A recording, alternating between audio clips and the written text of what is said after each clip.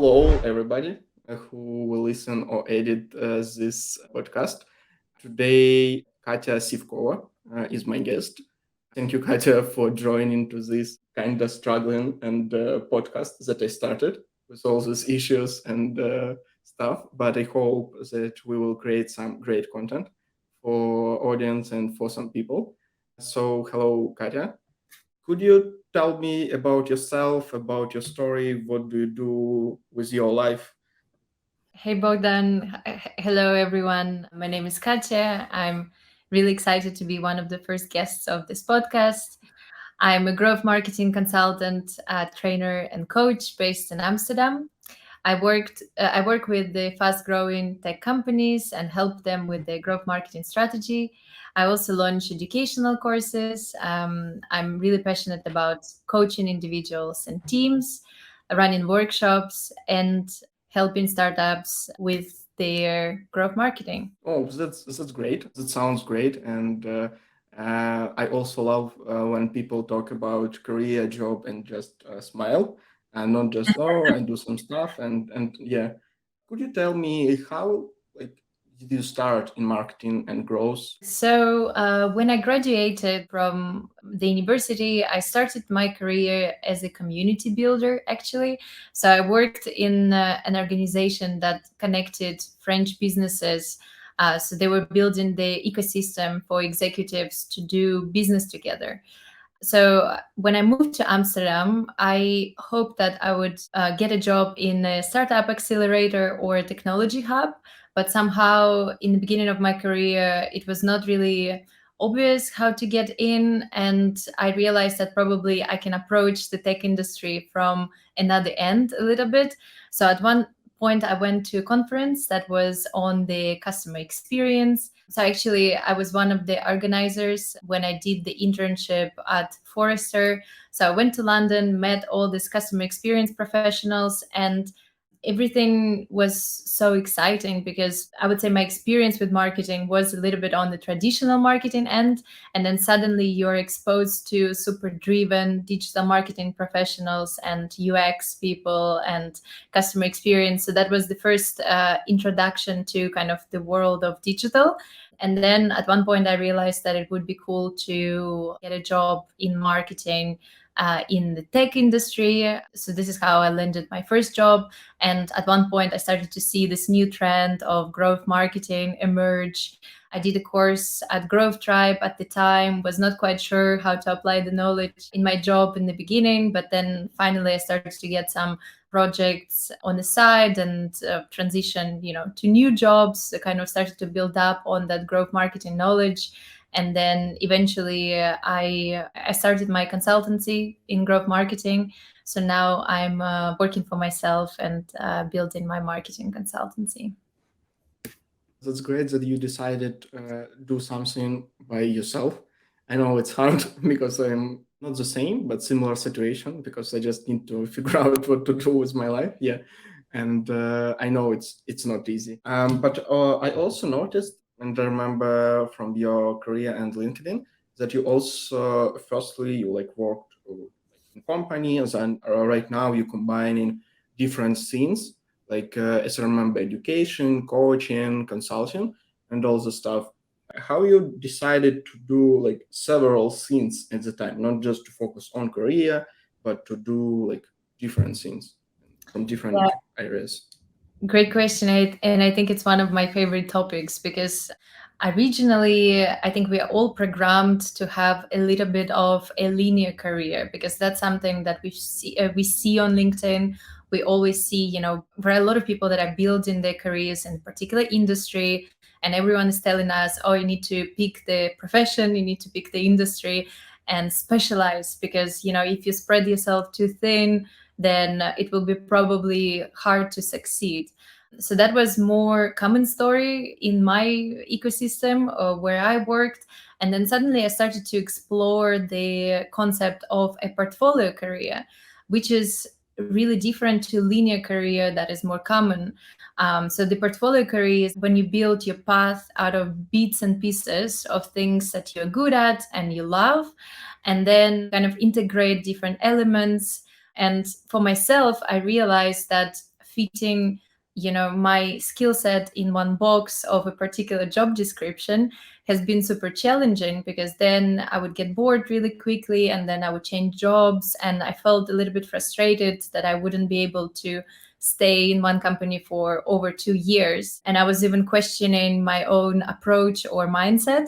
But now I understand that I'm that kind of person that needs to have different elements in order to have that dream job. So for me, it was growth marketing, teaching, coaching, public speaking, facilitating workshop, also entrepreneurship. So when I realized all those things and accepted, I also understood that it would be almost impossible to find this kind of job, on a LinkedIn. So I decided to create it myself. Yeah, that's great. Just decided for yourself. How did you decide to start do this? Not just, oh, maybe I need to change job. Maybe it's some, I don't know, situation and some, I don't know, luck or something. What's the break point when you decided, okay, maybe I need to try something else? So I would say the pandemic was definitely the moment that kind of pushed myself to take a little bit of time to reflect on things that are important to me personally, to reconsider different elements in my existing career. And I always knew that I would love to try myself in entrepreneurship. I just didn't know how to approach it, because also I moved to the Netherlands from like outside of the European Union. So for me, having a full-time job has been always essential to even keep my work permit in the Netherlands. So entrepreneurship was not an option until a certain point, and when it became the option from like a legal perspective that I could do anything I wanted, then I was like, oh, actually maybe I should give it a try. But then the fact that we all managed to slow down a little bit during the pandemic created that space to also think about those things. And I remember that in the beginning I was just really brainstorming all sorts of ideas, arranging different calls with people that are already entrepreneurs.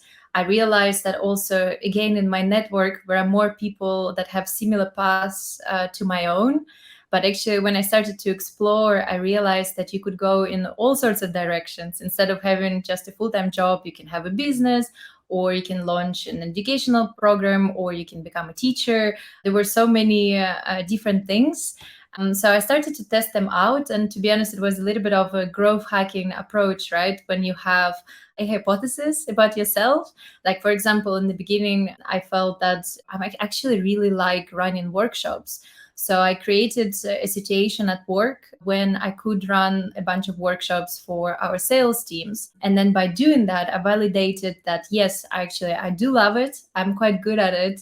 And I want to continue with this. So there were a bunch of ideas that I validated. And then gradually, I started to work on these ideas outside of my work and build up on them slowly.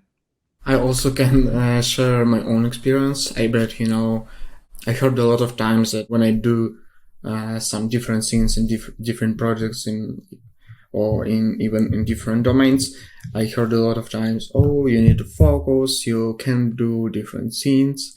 But yeah, definitely focus is important, but it's also important to wider your focus and focus on some things, and also sometimes just listen to yourself. Definitely heard that a lot. And then I got a mentor that helped me to realize that it's a strength to have diverse interests, that it's a strength that, your brain is so active, combining these different skills that you get from your work, but also outside of your work, and kind of blending it together. And that's something that makes us unique. And even if we talk about super specialized people that, let's say, studied marketing, worked in marketing, built their career in marketing, you would still notice that probably they worked in different industries, they accumulated different skills, probably they tried different things. So I think overall we are very sophisticated creatures, so we do have a tendency to be unique and diverse, and it's really important to embrace it. And as soon as I accepted that, actually it was so much easier to move forward because I was not limiting myself with just one thing, and I was not trying to fit myself in a certain box.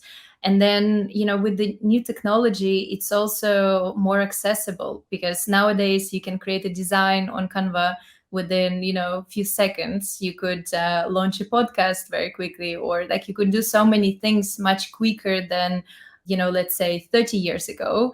So why not try in this different things, and why not just kind of embracing them? So for me, it was running workshops, coaching. As soon as I started mentoring others, I realized that it's a huge passion of mine. So I started to build up on that. Also, really enjoy launching educational programs. At the same time, I'm doing also growth marketing strategy and things like that. So it did work out for me. And I know that for certain personalities, it's the only way forward. Because if you stick to one thing, then you will get bored and you will be very unhappy with your choice. I also heard a lot of times about great resignations and I also had similar experience that I decided to do something different, like during COVID and during all those changes.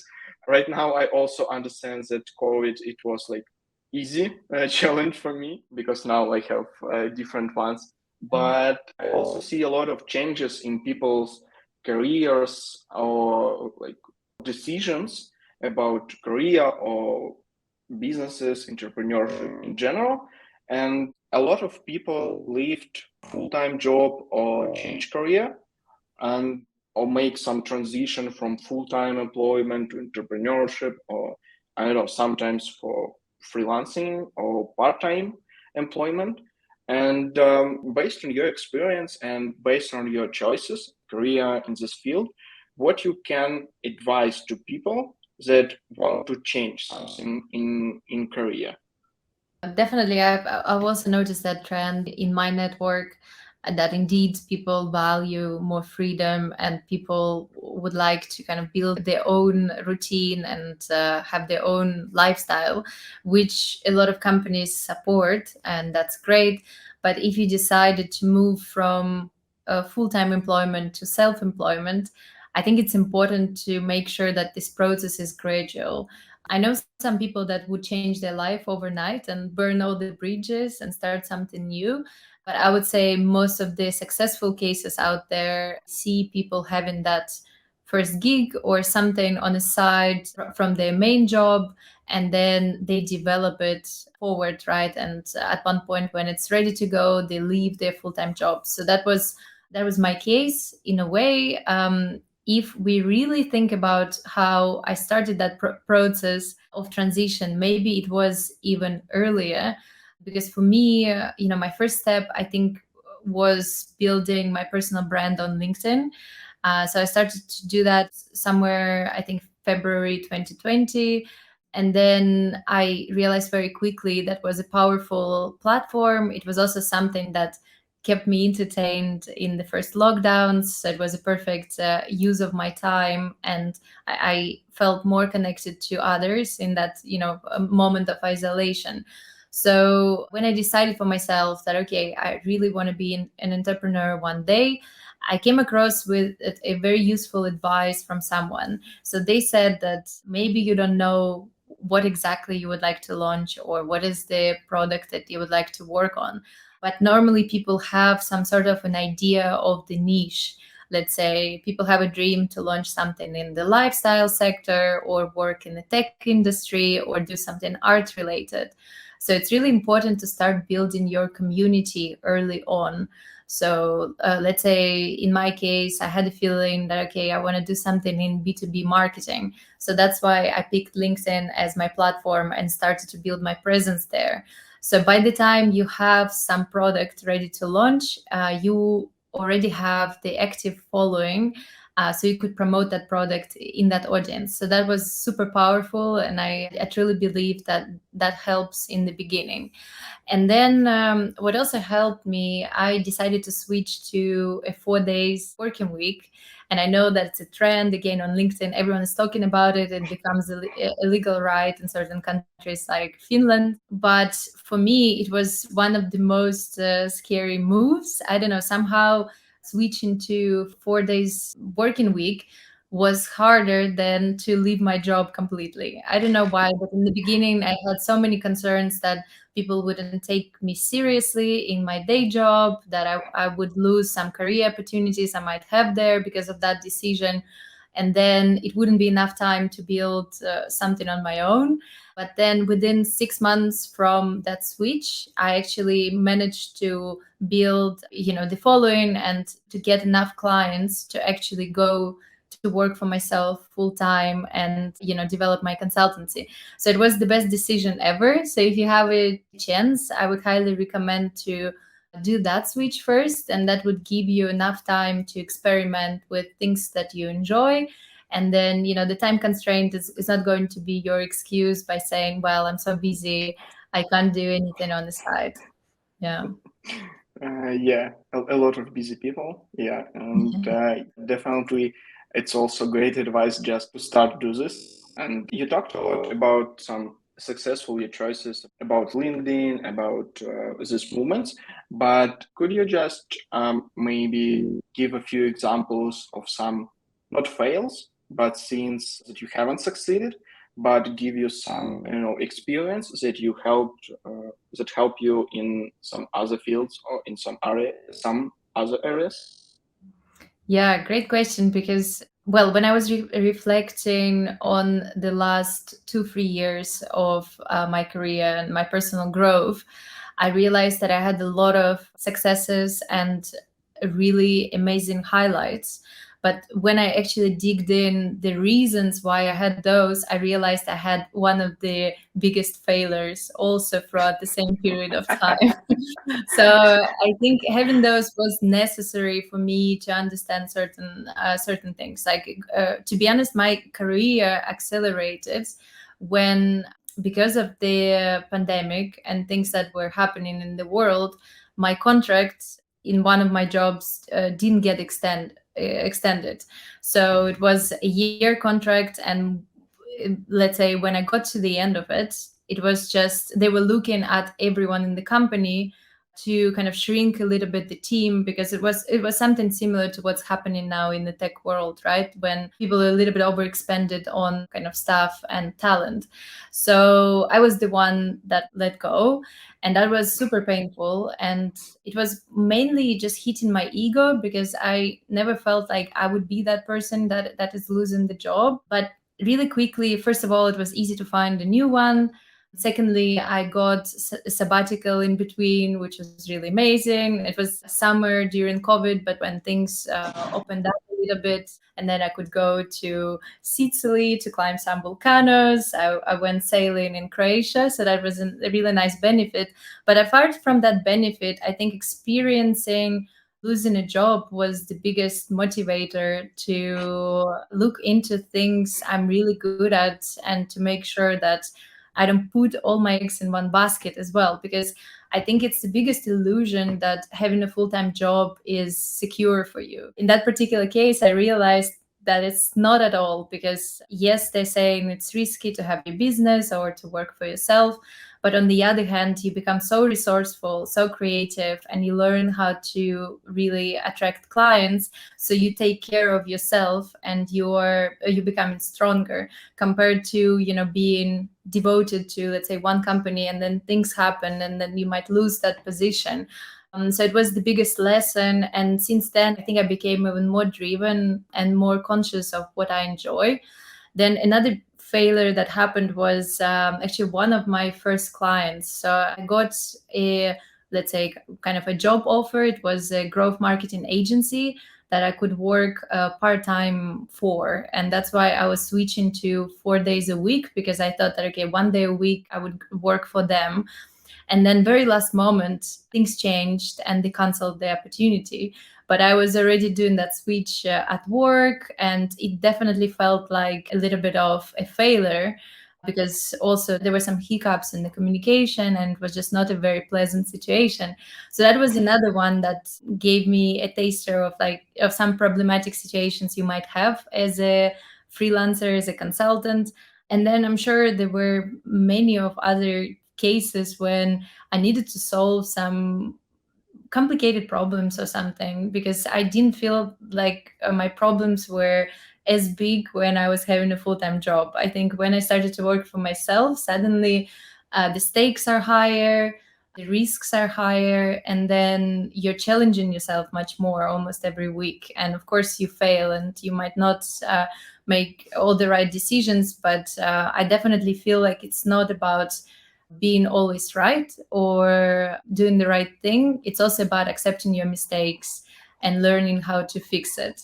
It's almost like when you're a painter and let's say you painted something went wrong with your painting, but it's always a way to fix it. And I think that's the art of life, to know how to do it.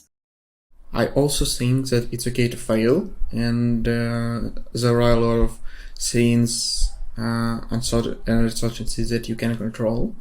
But also, could you tell me more about like your decisions and how your life has changed after you moved from be an employee and became entrepreneur? Could you tell me more about this? Definitely, a lot of things have changed. I think it's really important that everyone has a chance to experience a little bit of that once in their lifetime, especially I think in the growth marketing world. I think it helps you to build so many skills so quickly and really, kind of have that growth mindset and validate things as you go. So, for example, I would say I started to value my time even more because now I know my hourly rate. So I think very different to, I think I was definitely more busy in my full-time job, but now I could kind of outsource different aspects of my work that I don't enjoy maybe, or I can focus on really high impact activities. And when you have a full-time job, sometimes you don't have that luxury to actually go through your to-do list and make sure, you do only things that you enjoy. So that's the beauty of being an entrepreneur, that you bring different talent of people and you focus on your strengths and try to hire someone who can help you with your blind spots and weaknesses. So also, I think it's a beautiful process of learning how to monetize your skills and talents without a middleman. So in a full-time job, you kind of sell yourself during the interview, then you try to get the promotion. So that's like, I think everyone knows a little bit of that path. But when you do it for yourself, you need to become really good at sales and pitches. And then at the end, it's so much more rewarding because it gives you that wild sense of financial freedom. You see how things that you do bring revenue. So that's really, really cool. And then also, yeah, talking about the new skills, I discovered some strengths that I didn't know about myself. Like, for example, I really love doing my own accounting. And I think a lot of people absolutely hate it and they outsource it straight away. But for me, it's really, I enjoy it because, again, I see kind of the impact of what I do, and it gives me a good idea of what's happening with my finances. And then also I really enjoy the process of sales. That was I had the feeling in the past that it might be the case, but I didn't have a chance to really try myself in that area. So working for myself and like building a company, I started to do more of that. And yeah, it was surprising that as a newbie, quite good at it, and I would love to improve and get better. And another positive change is that I have not so many Zoom calls, and I think I will make a lot of listeners of this podcast jealous, because I think in average people spend around 5 to 7 hours a day having calls nowadays, right? And that was also part of my role in the past. And now, to be honest, I have 1 or 2 calls a day, and the rest of my time I can be creative and do something else. And that's really, really great. So I would say there are not so many things that I don't enjoy, but in the beginning I had a little bit of a concern that I might feel lonely and I might feel a little bit isolated working, like being a solopreneur, let's say. But in the end, I got some contractors that are working for me. I talk to my clients quite regularly. I host workshops for people. I'm on social. So I never really had that issue. But if you consider that switch, I think it's really important to have calls with people that are already on that journey, so they could share what they don't enjoy about that lifestyle, and maybe that would be helpful for you to evaluate if that's something that would fit, or if that's something that you should skip completely. I also love to do my own accounting, not just like Nice. yeah, not just taxes, but I love more to calculate how much I spend, how much I Yeah. invest, and all this stuff. I will show you after the recording my own P&Ls that I created a few weeks ago. So yeah, I just Googled P&L template for companies and just reply it to yourself, because I have a few income sources, and also I have a lot of areas where I spend money and I need to find a way how to manage it. So the first step is to start calculate it and understand which areas like you burn money, and where you earn. Yeah, For sure. Yeah, but it's hard. Like not just do this. Like it's easy to create sheet and just to put some numbers, but I got that feeling that I have some, not obstacle, but I have some feeling that, oh, it's so hard. I don't want to know how much money I spend. I don't want to know that I spend a lot of money on some things that I don't need. Yeah, and it's kind of hard, and you always find some reasons not to do this. But after a few months, I started do this like again. It's much easier to make decisions when you know your numbers, your metrics, your how Yeah, for much sure. money. It's the same with marketing. It's as soon as you have the systems that allow you to see that data, you become more data driven, and you have better decision making process. And I think it's the same for personal finance. I think having that balance sheet is the first step. And I think we all struggle with some new areas. So it's really important to bring some experts in. It doesn't mean that you need to outsource it completely, but really having a mentor or something that can help you out, I think that's always super helpful. Definitely. And I also understand, like based on my whole life experience from childhood, when I just get some money and just save it, even invest in my parents or in my parents' activities. But it's a funny story. Yeah, and I think also that it helps a lot during like not only like in entrepreneurial field, but also like when you just earn money, and you know how much you can spend, how much you need to invest, how much you need to save, how much, I don't know, do you need money like on the pension, and so you can just chill and don't do anything. Yeah, and but I know also that it's hard for people to start this, and I also figured out that when I have this system with numbers, like in personal finance or in product or in some other field, I can see all this qualitative stuff, but then I can make some decision, sometimes based on my emotions, on some intuitions. But when I have all this holistic picture, and I can just throw it some hypothesis, let's do this, let's do this. Also based on experience, like of preparing these numbers and improvement these numbers, you can also make some human decisions, not just based on data like algorithm, but also predict something or to show something that you can create in future. Yeah, so it's great also to understand that I'm not alone. That I also there are some people that also do this stuff. Also, I want to talk a bit more about motivation. You talked a lot about mentorship, about changes in your life, in career, in entrepreneurship. What motivation do you have to do something, to change something, to make some decisions? Yeah, I would say at one point, also, I think during the pandemic, I did a little exercise that helped me to define my values. There was actually one mentor of mine that advised to do that. So one of the values that I defined there was always learning. And to be honest, that's really the biggest motivator. And I know that a lot of people, especially a lot of candidates, that when they apply for the job, they're saying, "Oh, I'm a fast learner." So it's not about that. It's not this kind of cliche, but it's more about self-development. I think, that's why I've been changing jobs, because like I would, let's say, explore all the opportunities within the company, and I would get bored and I would feel like I'm not developing my potential enough.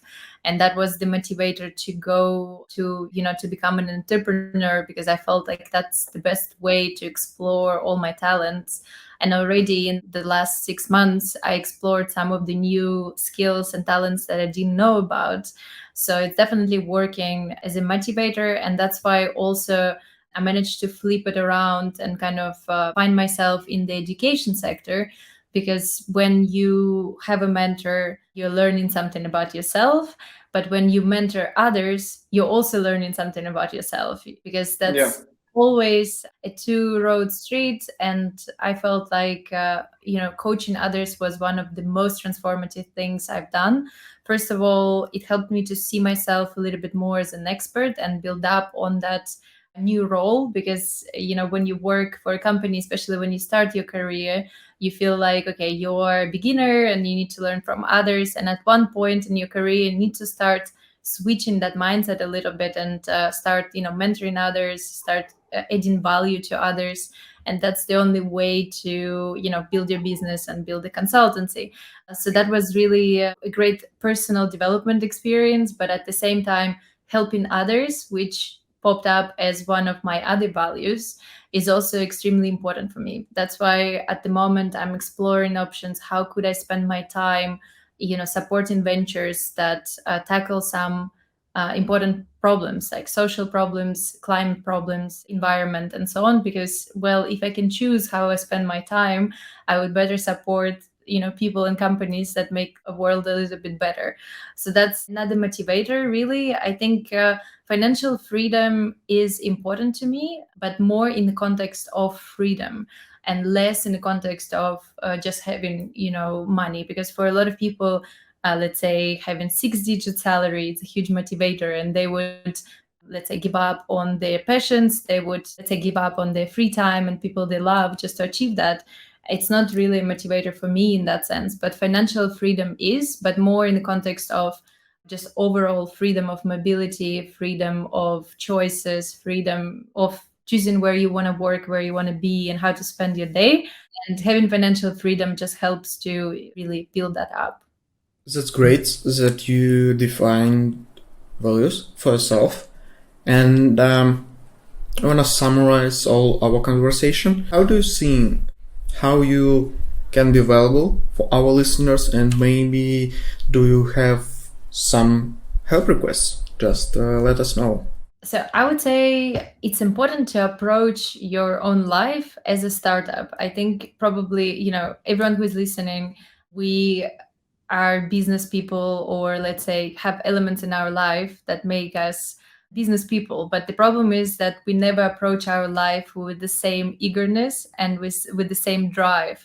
So I have someone in my network that is building a venture called My Life Startup.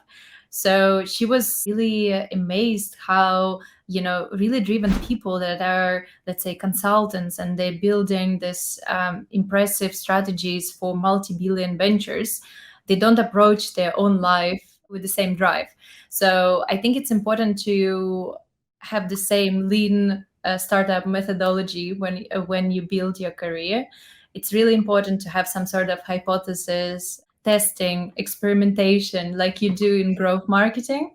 And again, I see a lot of growth marketeers out there, and they don't even realize the different paths that exist. So it's really important to be open-minded and to explore your options instead of just going with the flow. So I would say, yeah, if you have a little bit of doubts about your career choice, start having some small tweaks. It doesn't have to be 360 degrees change straight away. we really underestimate how much can be done in 1 hour a day. So I think it's really important to acknowledge these feelings, or somewhere midway, than to realize in 30, 40 years that you spend your life doing something you don't enjoy. So yeah, my advice would be to be honest with yourself, to realize your values, to see how different areas of your life they aligned with your values, and try to experiment and find new ideas. And I'm sure you can do a lot within your current job, but maybe if you want to try to be an entrepreneur, just do it, because life is short, and I think it's important to test things out. Yeah, definitely. Our life and career is also kind of a startup with all these hypotheses, ups and downs, sometimes investment rounds. But also, do you have some help requests? Like maybe again you're looking for, I don't know, some opportunities, or you have time? Because I also understand that when I just say loud about my goals, about things that I do or that I love to do, a lot of people just write me and propose Yeah, these things. Yeah, so maybe do you have some requests that's a for, great I don't know, one, because universe, or I don't I know, definitely community believe networks? that when you manifest, Yeah, things yeah. happen beautifully. Because I had two things that I wrote down in the beginning of the year. Actually, there were more. Like, for example, I wanted to teach at the university, and then suddenly we had a call with someone. Like, actually, I saw that someone was teaching in Barcelona, teaching master students. So I sent him a LinkedIn message, and then suddenly we had a conversation, and then the person was like, yeah, let's have a coffee chat. And then when we had the call, he was like, I'm looking for someone who can take over that program and become a teacher. So I was like, well, I could do it. Yeah. That was on my list. I would love to try. So that happened. And then another thing that was out there, and I think it's still a big intention that I have, I really wanted to work more with the companies in green tech, companies tackling sustainability issues. And recently, I got a chance to mentor at the accelerator that is focusing on this kind of scale ups. So that was awesome. But I would love to build up on that. So if someone who's listening, if you're interested in tackling climate change, sustainability, maybe even broader social impact, I would love to support with the marketing activities, or potentially maybe become a co-founder in the future.